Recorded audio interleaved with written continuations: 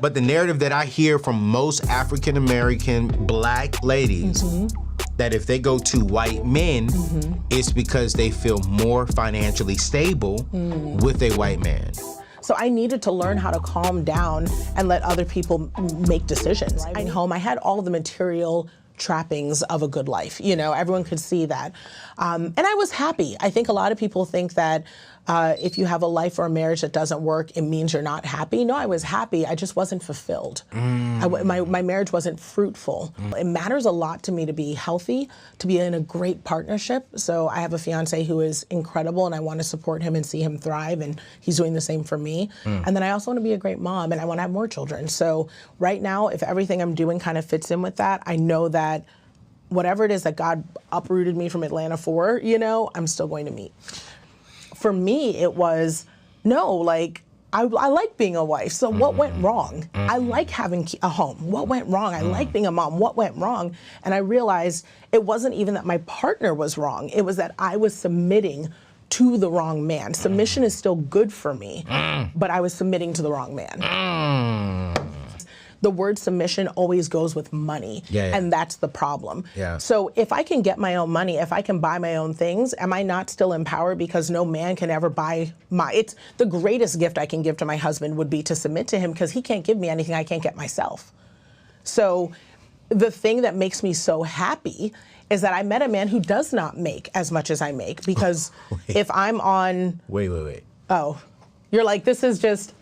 People think it's crazy, but it's...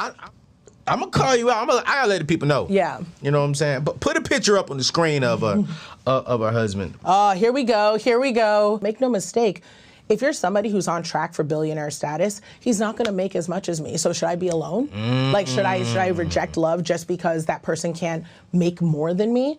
So in being in a union right now with this man and saying, hey, you know, I'm gonna sit back and let you do. I'm gonna sit back and let you decide. I'm gonna sit back and let you make the calls as the head of this household. And this is without respect to money. I am now thriving more. I'm healthier. I'm letting go. I'm going further. But I'm able to really have ease in his presence because I know that ultimately he's in control, and I'm okay with that. Like, it's safe. It's safe for me. I trust him to have control over my home, my life, my body, you know, because I know that he's going to handle it well.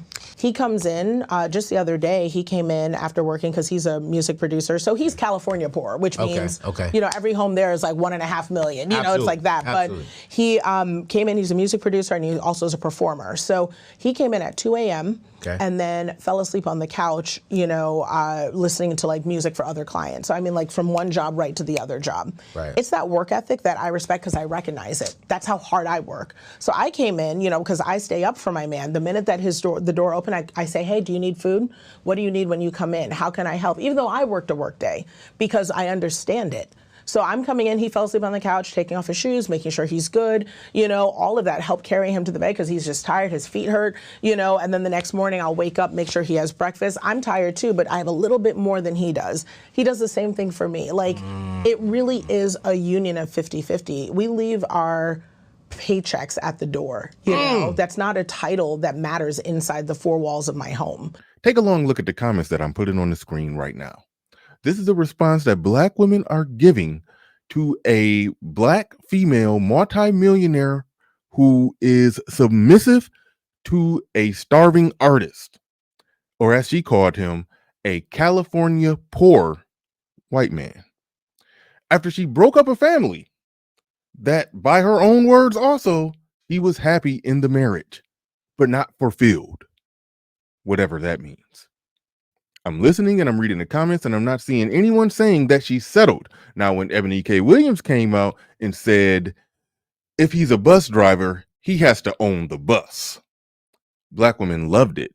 Then when she flipped and said some Kevin Samuels sounding stuff, they turned on her. When Kevin Samuels said a high-earning, overweight woman over 35 years old could easily price herself out of the market, the sisterhood went crazy and stressed and worried him to death, literally.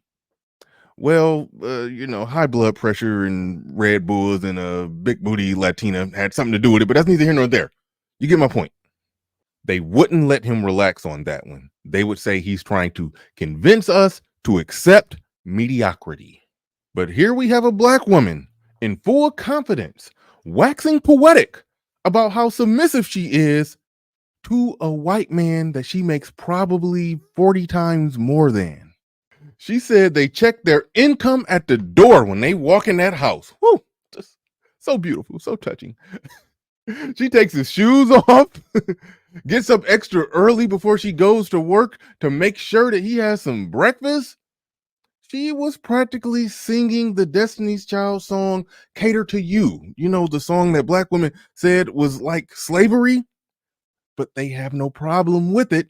In fact, they were praising it in the comments section when a multimillionaire black woman sings her own version of Cater to You to a far less successful potential descendant of actual slave masters. You see where I'm going with just the overall general optics of them not calling out the mere fact or not even calling it out, because I have no problem with their relationship. I'm just looking at the hypocrisy or the duplicity in the fact that nobody was filling that comment section up with comments saying that she settled. It was a lot of love is love and your preference is your preference type of talk in that comment section. You know, if he was black, I have no doubt that the conversation would have been more along the lines of she's settled. Black men need to step up. He got to make what I make or more. There can be no finance without romance. Ain't nothing going on but the rent. Got to have a job if you want to be with me, and the whole works. Her fiance is a musician. She's likely funding his dreams. He's about to marry her, secure the bag, and take half, or the whole thing, you know, when he get on, he gonna leave your ass for a white girl. Yeah, even though he's white, that same rule still applies. Shout out to Travis Kelce.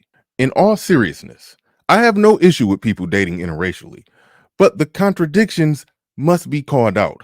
A woman getting this much grace and acceptance after breaking up a family, removing the kids away from a man that they built a bond with in a marriage that she was happy in, and then cloaked it under some type of spiritual language. But when you Google to see the lawyer that she was actually married to, yes, I thought he was black. I'm not going to lie.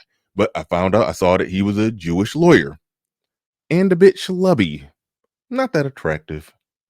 And she's getting rich. So even if we set the race thing aside, which we should, it seems as if she felt that her newfound money could afford her a younger, hotter piece of ass. And she don't care how much money, if any money, he bring to the table because she got her own money. This was a masculine move.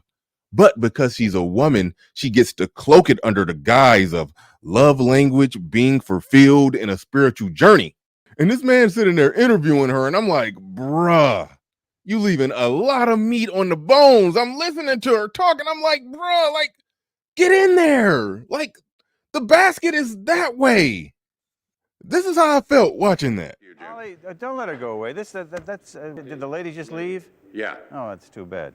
We should have kept that discussion. She's back if you want her. Yes. She heard you. Yes. What'd you like to know? Well, if I have to teach you how to be a reporter, Ollie, I'll do that later. Why don't you do that later, Jim? I think the lady expressed herself, and you're not here, you're there.